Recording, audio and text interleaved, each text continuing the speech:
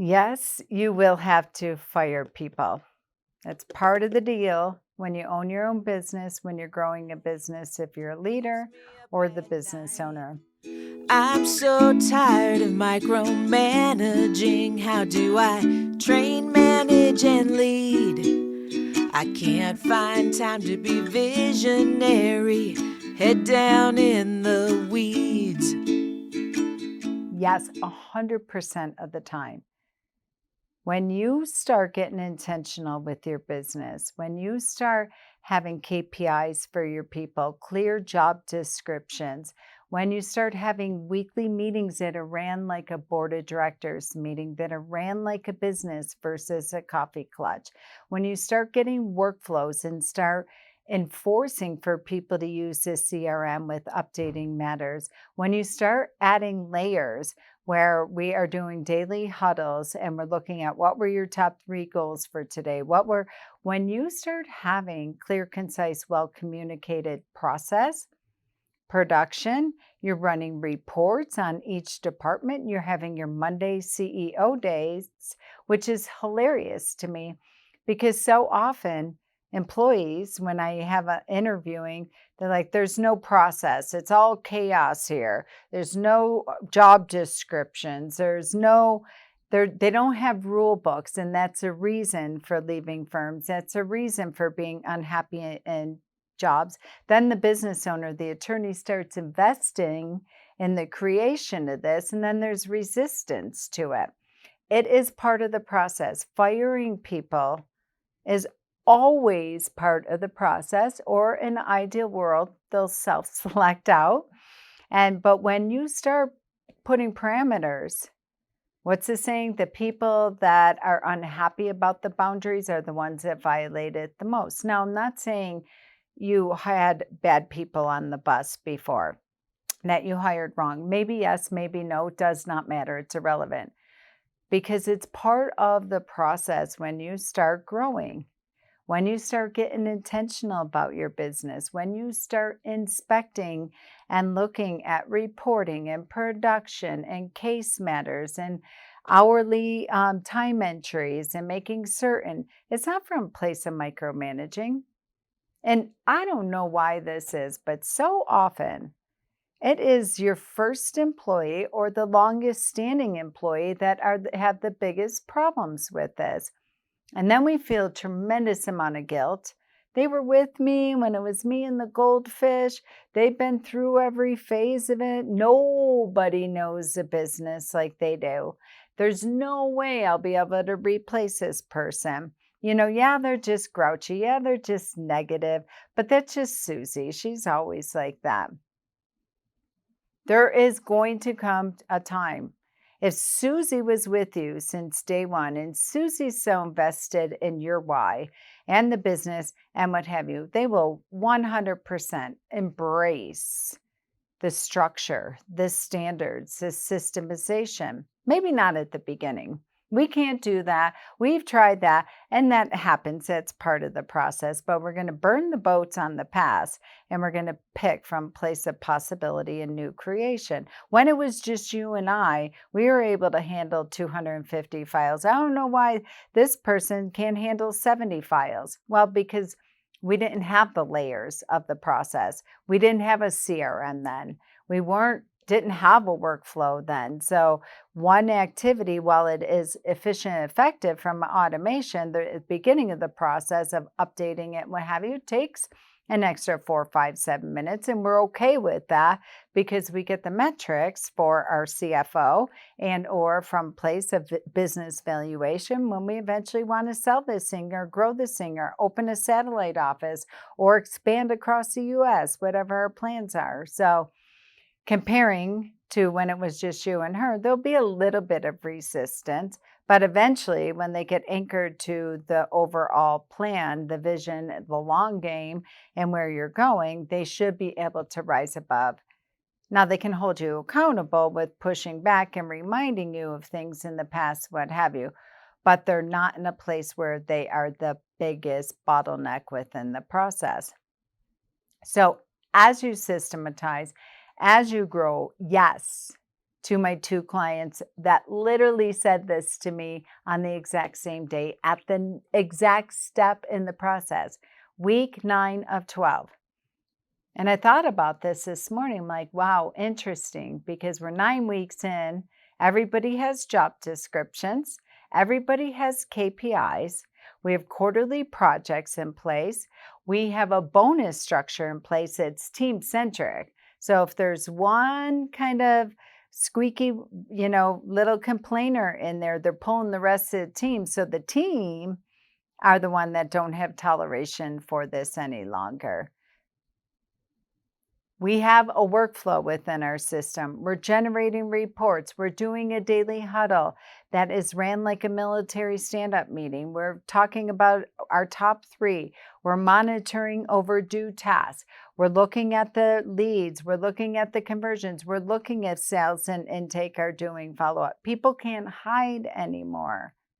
So yes, you're at this place 9 weeks into 12 where you're going to have to fire someone. Now, again, it's not that black and white. Of course, we're going to have an employee growth plan, not a performance plan. That's not very exciting and engaging and empowering. But we're going to sit down with them. We're going to revisit their job description. We're going to anchor to the KPIs. We're going to get agreement on what their role is, what the goals are, what part they play, and what the system and process and the measuring stick is that we're going to be anchoring to. And they're either going to rise above or not. And so, yes, there's going to be a time where you are firing people. And that process is never going to stop. Hopefully, it's fewer. It's an exception, not the norm. That's a whole different conversation. But you have to get comfortable with it. You're not doing anything to people because they're getting you fired in some regard from clients or referral sources or what have you, what might be slipping away quietly that we didn't even know about because we didn't have these metrics and standards in place. So you can't care more about their future than they do. And employees that are listening to this, and maybe you are on a path of growth and you're not liking it and you're resisting it. You're feeling like you're being micromanaged. Maybe now you have a PLA or a COO or a CEO or a CFO and these layers of middle management, and your attorney is no longer the point of contact on all things. Maybe you're feeling a little threatened by that. Maybe it no longer feels like we're a small business and we're losing the heartbeat of the business.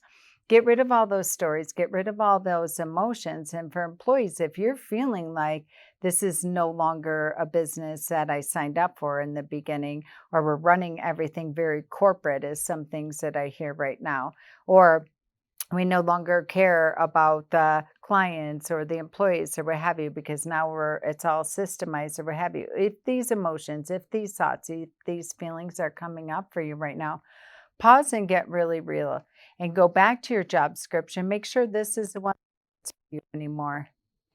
Make certain that you are on board with your KPIs.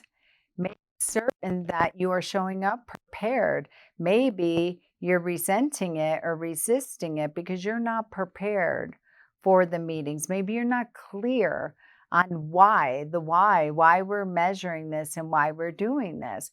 So go find out and go get really clear on the why and what the impact is and what's in it for me as a team member. I'm not loving this right now, and here's why, and have a conversation. Have that courageous conversation and get really, really clear.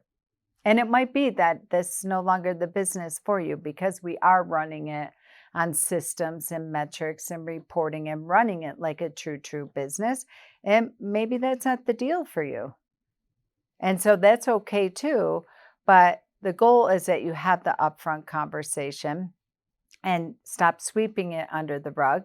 Or maybe you are an employee and you see their team members, and sometimes it is I've only been here for 6 months, 6 years, and so has been here for 12 years, and I see they're the biggest bottleneck. And so maybe you have to have a courageous conversation with your lead team and share that with them. I hear that often too. Well, I don't want to say anything because Timmy's been here the longest or what have you. And they, are the only one who knows how everything needs to be done, but they keep anchoring to the old way. And I'm trying to do the new way, and we're not in alignment and the results aren't there. But I don't want to tell the boss or the leader or the new fractional CEO that he or she is the biggest problem here. So get really clear. This self-selecting out and firing, and or you being the employee where you have to use your voice and maybe say, here's the real issue. It's the oldest person, not by age, but by years of service. That's the biggest bottleneck. You don't see what's happening because you're no longer at this level and this level of the process.